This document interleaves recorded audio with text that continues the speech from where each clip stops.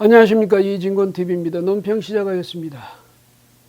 코로나 말이죠. 이 확산세가요, 심상치 않습니다. 지난 14일부터 다시 세 자릿수로 신규 확진자 수가 늘어나기 시작했습니다. 18일까지 닷새 동안에 991명의 신규 확진자가 발생했습니다. 이런 추세로 가다가는 이것도 대유행이 재현되는 것 아니냐, 이래서 걱정이 많습니다. 물론 관계 당국, 그러니까 질병관리본부 이런 데서 잘 대응하겠죠. 지금 중대본이 이제 앞나섰으니까, 총리가 앞장나서서 하니까 잘 하겠죠. 하는데 이게 말이죠, 만약 정부 여당에서는 이걸 보면서 무슨 생각을 할까, 이런 궁금증이 드네요. 왜? 요즘 문재인 대통령하고 더불어민주당이 정치적으로 상당히 곤경에 처했거든요.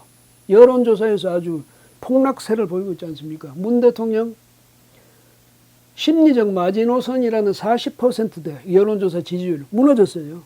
심지어 어떤 조사에서는요, 서울 지역의 경우 30% 선까지도 무너졌다고 나오지 않았습니까?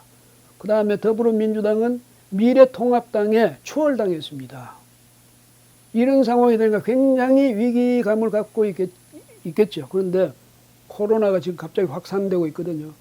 이 사람들 무슨 생각을 할까? 이건 저 혼자 생각입니다만은, 옳다구나, 코로나가 있었네, 이런 생각을 하고 있을지도 모르죠. 왜? 저번에 코로나 덕 봤거든요. 솔직히 말해서 4.15 총선 민주당이 국회의석 싹쓸이 하다시피 한 거, 그게 뭡니까? 그게 코로나 덕이었죠. 그때 작년 10월만 생각해 보십시오. 조국 파동 때문에 말이죠, 얼마나 심각했습니까? 그래서 이거 이제 정권 이대로 끝난다, 이런 분위기까지 감돌았는데, 걷더니 그걸 털고 일어나가지고 그냥 이긴 정도가 아니라 완전히 싹쓸이 해버렸죠. 코로나 방역에 있어서 세계적인 모범 국가다, 이런 소문이 나면서 그렇게 된 겁니다. 거기다 미래통합당이 거들기도 했죠. 공천파동, 자중질환을 일으켜가지고 민주당을 도와준 거죠. 어쨌든 그랬던 이제 이 정부 여당이, 문재인 정권이 다시 지금 민심 위반이라는 이런 위기를 맞았거든요. 그런데 바로 그 순간에 코로나 확산세가 아주 심상치 않은 그런 국면으로 접어들었단 말이죠.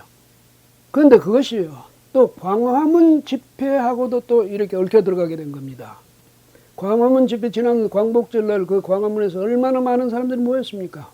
그래서 외친 구호가 문재인 퇴진이죠. 문재인 탄핵, 이걸 외쳤는데 정부로서는 굉장히 아주 심사가 뒤틀렸겠죠.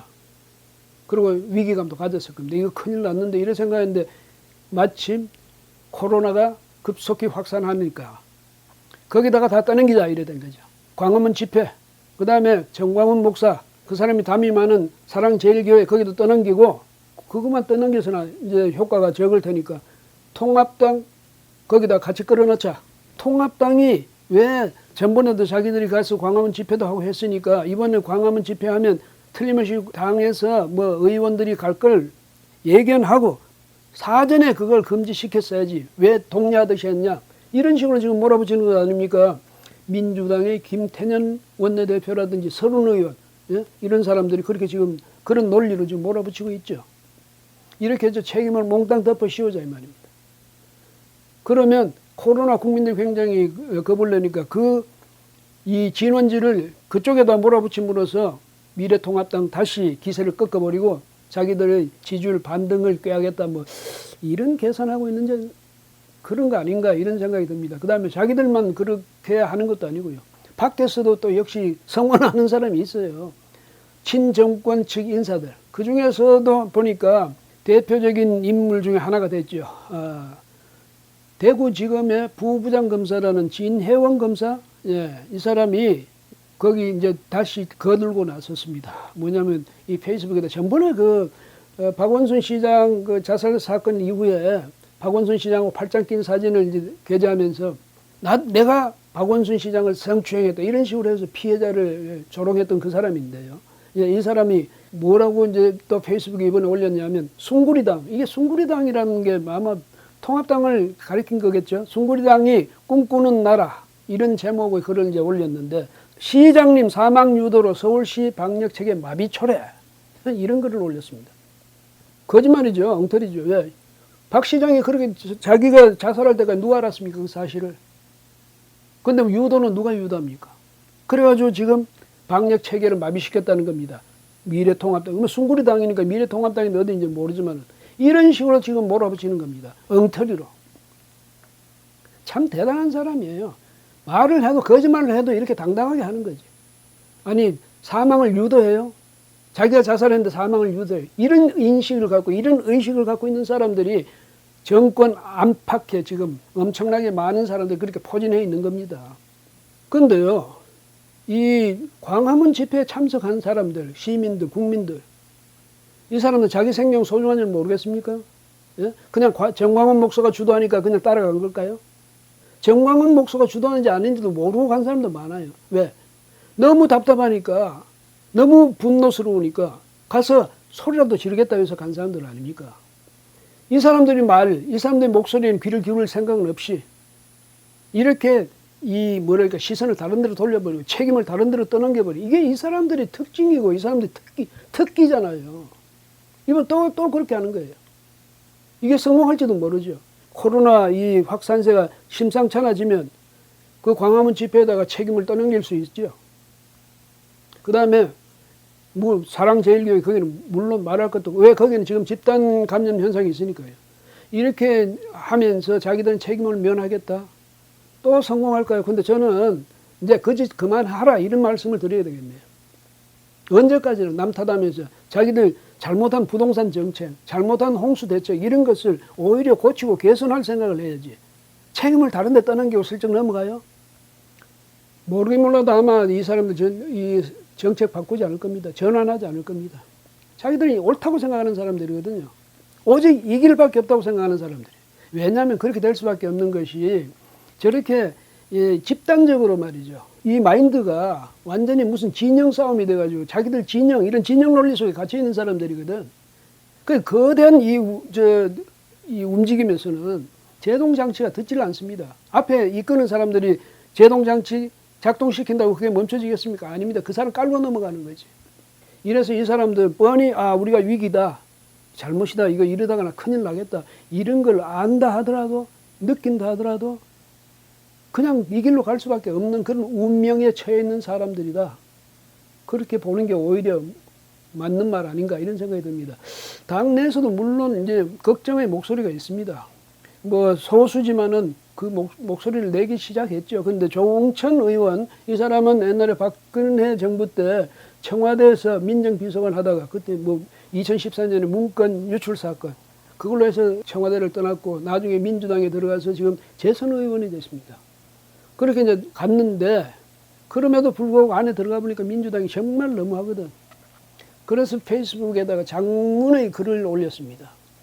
이런 부분이 있대요. 보니까 말로는 민생을 이야기하면서도 몸으로는 과거사나 검찰에 집중하고 있다. 이런 이야기입니다. 그게 뭐냐면 그냥 민주당 가보면 민주당이 그런 당이에요. 입으로는 막 민생 걱정하는 척하면서 실제로 뭐합니까? 그 행태를 보면 어디가 있습니까? 지금 과거사 들춰내가지고 정적을 몰아내기, 야당 핍박하기, 그거죠. 그 다음에 검찰 압박해가지고 경찰 공화국 만들려고 그런 거 아닙니까? 공수처 공화국 만들려고 자기들한테 불리하게 권력에 대해서 이 법의 창끝을 겨눈 윤석열 도저히 용서할 수 없다. 맨날 그거 하고 있는 것 아닙니까? 이 사람들을 정책 전환시킬 가능성이 거의 없어 보입니다. 그런데 어쨌든 조홍천 의원이 그런 식으로 비판을 하면서도 뭐라고 했습니까? 아주 조심스러운 그런 우려, 그 당에 대해서 아주 우려는 걱정은 크게 되지만 그것도 말을 할 때 아주 조심스럽게 그런 우려는 그것도 어쩌다가 익명으로 한다는 거예요. 익명으로. 어쩌다가 그것도. 그런데 당당한 이런 실명이 이 소심한 익명을 공격한다는 거예요. 충성심에 넘쳐가지고 충성심을 과시하는 그런 목소리를 크게 키워가지고 당을 진심으로 걱정하는 그 작은 소심한 목소리 그걸 공격해야 된다는 거죠. 이게 민주당 안의 분위기입니다. 그러니까 민주당이 바뀌어지겠습니까? 안 바뀌어지죠. 얼마나 웃기는 일이 지금 벌어지고 있냐. 그 하나 예가요. 이해찬 더불어민주당 대표. 이 판에 말이죠. 그 대홍수 나고 말이죠. 이게 코로나가 다시 대유행의 그 조짐을 보인다는 이런 시점에. 그 다음에 정부 여당의 여론 지지율이 이렇게 떨어지는 이런 상황에서 자기는 전기를 냈습니다. 만화로 보는 그 이해찬 전기죠, 전기. 그 제목이 말이죠. 이 나의 인생 국민에게, 자기 인생을 국민에게 다 바쳤다는 겁니까? 그것을 국민경제과학만화운동본부 이런 데가 있는데 거기서 발간을 해가지고 그것을 전국 주요 일간지마다 다 광고를 냈다네요. 그 발간위원회 위원장은 김두관 의원 그렇답니다. 그런데 이 발간위원들이 책을 소개한 부분이 참 재미있습니다. 발간위원회가 대중성이 모자라다, 친화력이 부족하다, 딱딱하고 거만하다 이런 평가 속에서도 부끄러움 많이 타고 필요한 거짓말도 못하는 정치인, 또 사람의 마음을 움직이는 힘은 진실하면서 나온다는 것을 굳게 믿는 정치인, 그가 바로 이해찬, 이런 식으로 달아났답니다. 간지러워서 못 듣겠네요. 이미지는 누가 만듭니까? 사람의 이미지는 자신이 만드는 거예요. 남이 만들어주는 거 아니죠. 대중은 그 사람 보고, 대중은 그 정치인의 그 행태를 보고 그 사람의 이미지를 생각하는 겁니다. 아, 그 사람 저런 사람이다. 그 보여주는 사람 누굽니까? 자신 아닙니까? 거울에 비추는 사람 누굽니까? 자기 자신이죠. 거울에 비춰지는 상은 나를 그대로 갖다가 그 상을 보여주는 것 아닙니까? 그런데 나는 그렇게 안 생겼는데 저 거울 안에 나는 왜 저렇게 못생기게 나왔냐? 거울이 잘못됐다 이러면 됩니까? 그런데 지금 이 발간위원회라는 데서 이해찬 이 대표를 소개한 거 보십시오. 이 사람은 정말 이렇게 훌륭하고 좋은 사람이고 이렇게 심성도 좋고 말이지 그 거짓말도 못하는 사람 뭐 어쩌고 따뜻한 사람, 그 사람 이미지 맞습니까 여러분? 이런 식으로 그 어떻게 간지러워서 어떻게 그런 글을 쓰고 그 책을 내는지. 내일 모레면 그러니까 29일 전당대회만 끝나면 당대표 그만두고 이제 떠날 사람 아닙니까? 국회의원도 아니고. 깔끔하게 떠날 수 없습니까? 이해찬 대표만 그런 거 아니겠죠? 문재인 대통령도 또 거기 정권 실세라는 사람 전부 거울 앞에 서서 거울 탓하고 있을 거예요. 나는 이렇게 멋있게 생겼는데, 나는 이렇게 훌륭한 사람인데 거울 저거 왜 저 모양이야? 어디서 만든 거야 저거? 정신을 앞으로도 안 차릴 겁니다. 이 사람들 계속 거울 탓만 하겠죠. 그러다가 정권이 끝나고 난 뒤에 비로소 깨닫게 되는 날이 올 겁니다. 뻔하잖아요. 국민들이 언제까지나 그 사람들 이 대중 조작하는데, 여론 조작하는데 거기 언제까지나 그걸 속고 있겠습니까? 국민들은요, 언젠가는 다시 그게 아니었구나 깨닫게 될 때가 옵니다. 또 코로나 덕을 보려 하겠지만요, 마음대로 덕을 보든 말든 그건 그 사람들 알아서 할 일이고, 그러나 국민들이요 더 이상 참아주지는 않을 겁니다. 언제까지나 그냥 참아줄 걸로 생각하면 오산이죠. 국민들은 똑똑히 보고 있습니다. 그리고 지금 이렇게 꺾이는 지지율 회복되기 어려울 겁니다. 이 추세. 그거 명심하고 만약에 정말 국민들에게 뭐가 호소할 게 있다면 진정으로 진심을 다해서 호소해야죠.